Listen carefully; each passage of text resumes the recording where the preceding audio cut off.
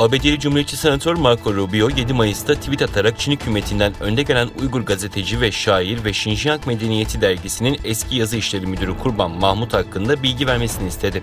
Marco Rubio, ABD'nin Pekin'in Uygur ulusal kimliğini ve kültürünü silme girişimlerinden sorumlu tutması gerektiğini söyledi.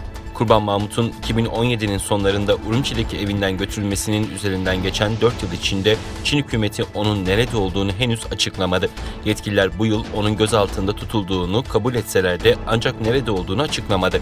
Marco Rubio açıklamasında şair ve gazeteci Kurban Mahmut'un Çin Komünist Partisi'nin onu bir yeniden eğitim kampına hapsetmesinin ardından oğlu Bahram Sinats'le 4 yıldan fazla bir süredir konuşmadı. Uygur ulusal ve kültürel kimliğini ortadan kaldırma girişimlerinden Pekin'i sorumlu tutmalıyız ifadelerini kullandı.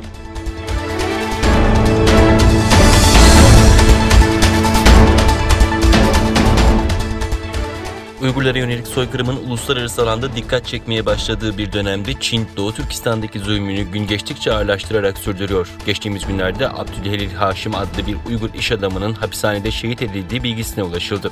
İsmini verilmesini istemeyen tanığın muhabirimize bildirdiklerine göre 1962 Gulca doğumlu iş adamı Abdülhelil Haşim'in 2 gün önce tutulduğu hapishanede işkence sonucu şehit olduğu haberini aldığını ve Çinli yetkililerin Haşim'in ailesinden 2 kişiyi çağırıp cesedini ailesine vermeden hapishane çevresine gömdüğü öğrenildi.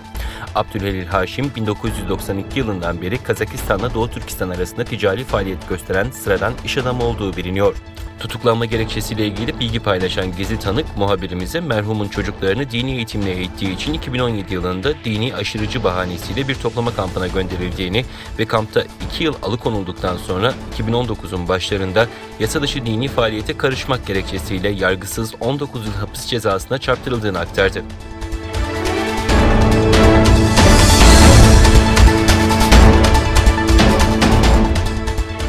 Alman milletvekili Markus Baket, 5 Mayıs'ta Avrupa Komisyonu'na yönelik yaptığı açıklamada Çin casusluğunu önlemek için AB ülkelerinin Huawei ve 5G ağının kullanımını kısıtlamaları gerektiğini söyledi.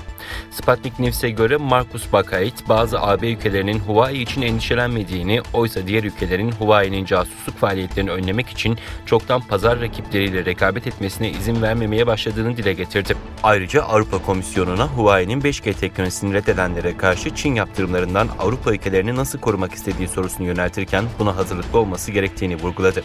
Amerika Birleşik Devletleri bazı ülkeleri Huawei'nin kullanıcıları izlemek için Çin askeri ve istihbarat teşkilatlarıyla işbirliği yapabileceği konusunda defalarca uyardı ve bazı ülkeleri Huawei'nin altyapısını ve ekipmanlarını kullanmamaya çağırdı.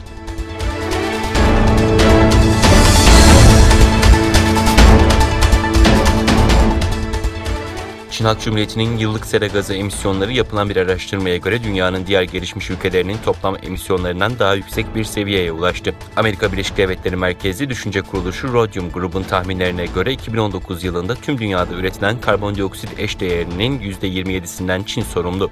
İkinci sırada %11 ile ABD, üçüncü sırada ise %6.6 ile tarihinde ilk defa bu kadar çok sera gazı emisyonuna sahip olan Hindistan yer alıyor.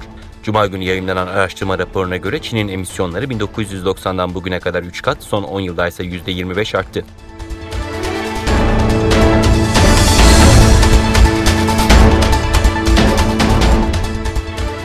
Hafta sonu dünyaya düşmesi beklenen Çin roketi endişe yaratırken Çin roketin hasar yaratma olasılığının son derece düşük olduğunu açıkladı.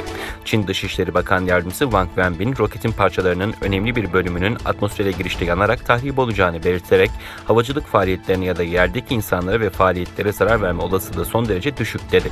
Wang, yetkililerin kamuoyunu gelişmelerden zamanında haberdar edeceğini de sözlerine ekledi.